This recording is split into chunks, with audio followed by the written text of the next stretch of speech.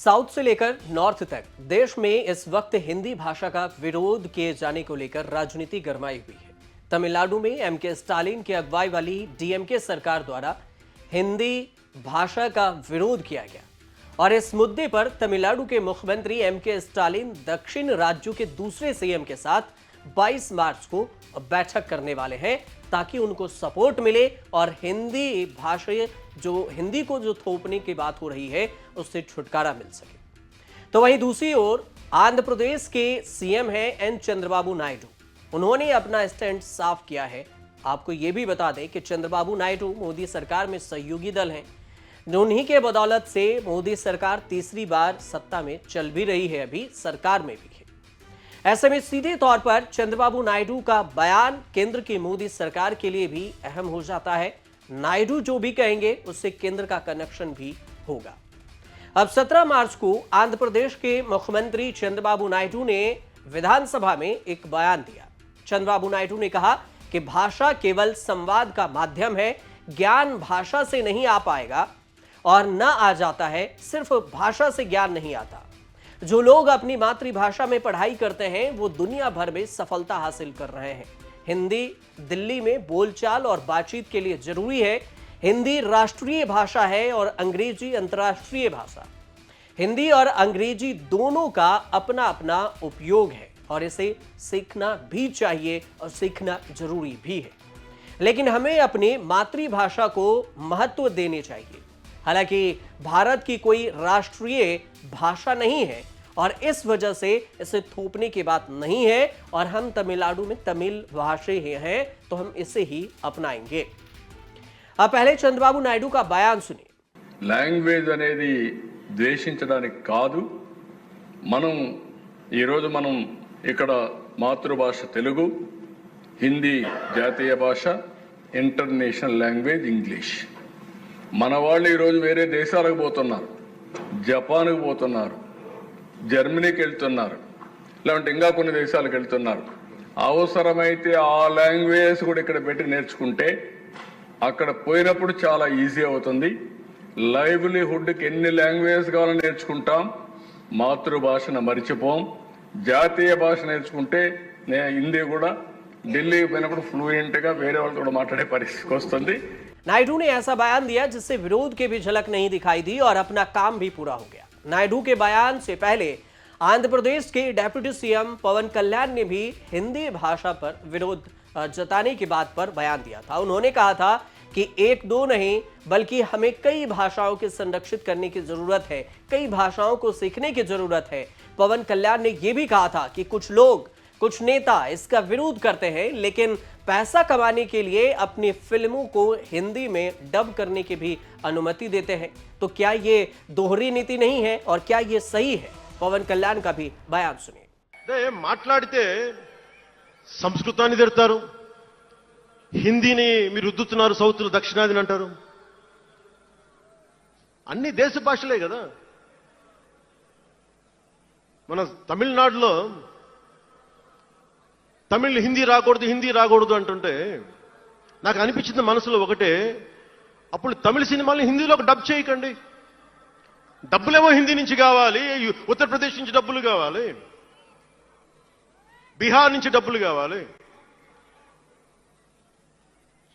ఛత్తీస్గఢ్ నుంచి డబ్బులు కావాలి, కానీ హిందీ మాకు వద్దంటే అదే న్యాయం. పనిచేసే వాళ్ళందరూ మనకి బీహార్ నుంచి రావాలి, కానీ హిందీని ద్వేషిస్తానంటే ఎట్లా? ఇవన్నీ మారాలి కదా. पवन कल्याण के बयान पर अभिनेता और राजनेता प्रकाश राज ने भी पलटवार किया था और प्रकाश राज ने पलटवार करते हुए कहा कि ये कहना कि अपनी हिंदी पर हम न थोपें, कि अपनी हिंदी हम पर ना थोपे, किसी दूसरी भाषा से नफरत करने जैसा नहीं है। हम ये कह रहे हैं कि हिंदी न थोपा जाए, इसका मतलब ये नहीं है कि हम किसी और भाषा से नफरत करते हैं। यह हमारी मातृभाषा और हमारी सांस्कृतिक पहचान को गर्व के साथ बचाना है। 3 भाषा फार्मूले को लेकर तमिलनाडु की पार्टी डीएमके और मुख्यमंत्री एमके स्टालिन खुला विरोध जता रहे हैं। इसे लेकर बैक डोर से तमिल भाषी राज्य में हिंदी के एंट्री का जरिया भी इसे बता रहे हैं और इसी को लेकर विवाद भी हो रहा है। अब इस पूरे विवाद की कहानी समझ लीजिए कि जो तमिलनाडु में जो ये विरोध हो रहा है, इसमें कितनी सच्चाई है, क्या हिंदी थोपा जा रहा है या नहीं। दरअसल ये विवाद शुरू तब हुआ जब राष्ट्रीय नई शिक्षा नीति एनईपी में हिंदी थोपे जाने पर साउथ में विरोध चला और संसद से लेकर सड़क तक राष्ट्रीय शिक्षा नीति 2020 के तहत आने वाले 3 भाषा फार्मूले पर घमासान मचा हुआ है। दक्षिण के ज्यादातर राज्य इस फार्मूले का खुलकर विरोध कर रहे हैं और तमिलनाडु के मुख्यमंत्री एमके स्टालिन ने चिंता जाहिर की और यही अगुवाई भी कर रहे हैं। उन्होंने चिंता जाहिर करते हुए यह भी कहा कि इस नीति को क्षेत्रीय भाषाओं की तुलना में हिंदी को ज्यादा महत्व देती है और इसकी वजह से राज्य की भाषाई पहचान पर असर भी पड़ती है। हालांकि केंद्र सरकार का तर्क यह भी है कि एनईपी जो नई शिक्षा नीति है, ये बहुभाषावाद को बढ़ावा देती है और भाषा शिक्षा में लचीलापन देती है। केंद्रीय शिक्षा मंत्री धर्मेंद्र प्रधान ने इस बात से इनकार किया कि हिंदी थोपी जा रही है, खास करके साउथ में। उन्होंने यह भी कहा कि इस नीति के तहत राज्यों को अपनी भाषा चुनने की आजादी है, न कि हम इसे हिंदी को थोप रहे हैं। आज विश्व क्या कह रहा है? इस बार 2024 को the impact of multilingualism on global education के बारे में चर्चा हो रही है। 2023 में multilingualism and job market in EU, ये चर्चा हो रही है। हम कहां फंसे हैं? क्या कोई अधिकारवाद, किसी के अधिकार हनने के लिए, किसी को आहत करने के लिए भाषा को उपयोग करेंगे? कम से कम नरेंद्र मोदी जी की सरकार यह पाप न कभी किया है, न आने वाले दिनों में करेगा। अब अंत में सवाल ये कि तमिलनाडु सरकार का हिंदी थोपने का जो आरोप है वो कितना सही है, ये भी समझ लीजिए। तमिलनाडु सरकार कह रही है कि हिंदी थोप रहे हैं, लेकिन ये क्या सच में थोपा जा रहा है? राष्ट्रीय शिक्षा नीति के तहत 3 भाषाओं की नीति है, जिसमें तमिल, अंग्रेजी और एक अन्य भारतीय भाषा का अध्ययन शामिल है। इसमें कहीं भी जिक्र नहीं है कि हिंदी ही आपको सीखना होगा। हालांकि इस नीति में स्पष्ट रूप से यह नहीं कहा गया है कि तीसरी भाषा हिंदी ही होनी चाहिए, बल्कि यह कोई भी भारतीय भाषा हो सकती है। आप चाहे इंग्लिश की जगह तमिल सीखें, तमिल के अलावा एक और कोई भी लैंग्वेज ले लें, लेकिन 3 लैंग्वेज आपको लेना होगा। इसके बावजूद तमिलनाडु सरकार इसे एक तरह से हिंदी थोपने की कोशिश के रूप में देख रही है और इसी को लेकर विवाद हो रहा है।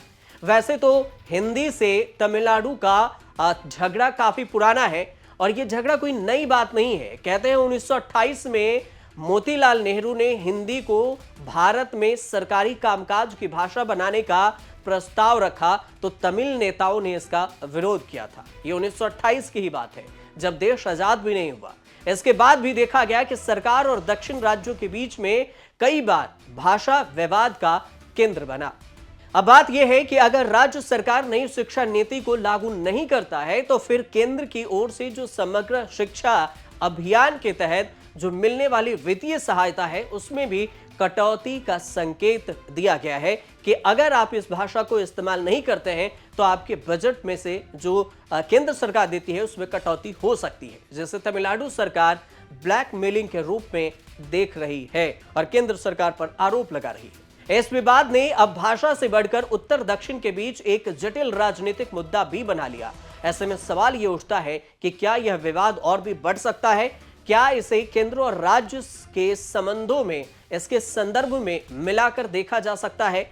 और क्या यह सिर्फ सरकारी मुद्दा है या फिर एक आम जनता की चिंता भी बन चुका है? यह भी एक बहुत बड़ा सवाल है। इसके अलावा क्या ग्लोबलाइजेशन के इस युग में अपनी भाषा के साथ साथ तीसरी भाषा की आवश्यकता है या फिर नहीं है? ये तमाम सवाल हैं और इस पर आने वाले समय में धीरे धीरे पर्दा उठेगा कि क्या ये राज्य और केंद्र के बीच की लड़ाई लंबे समय तक जारी रहती है या नई शिक्षा नीति के तहत ही खत्म हो जाती है। फिलहाल आप देखते रहिए न्यूज़ तक।